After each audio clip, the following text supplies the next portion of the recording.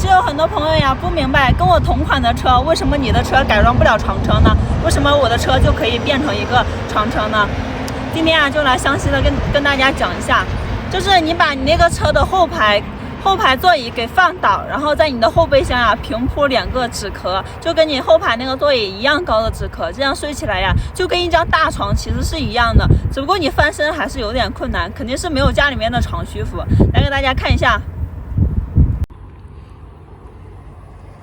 很多朋友问我呀，晚上是怎么休息的？今天带大家看一下我这个车床是怎么铺的哈，就是这个样子的。睡起来呢，肯定是没有家里边舒服的，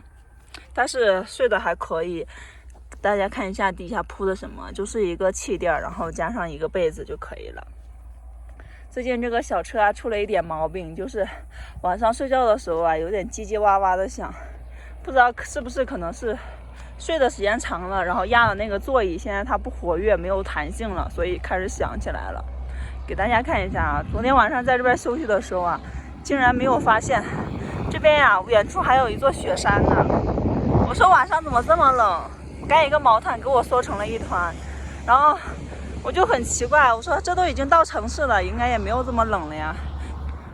晚上起夜的时候发现这边满天的都是星星啊，真的是好漂亮。在家里面从来就没有看到过这样的景象，不过这边晚上是真的冷，一定要穿棉服、穿棉裤的，还要穿秋裤的那种。好了，现在我要收拾东西去镇上吃点东西了，车上已经弹尽粮绝，没有食物可以吃了，拜拜。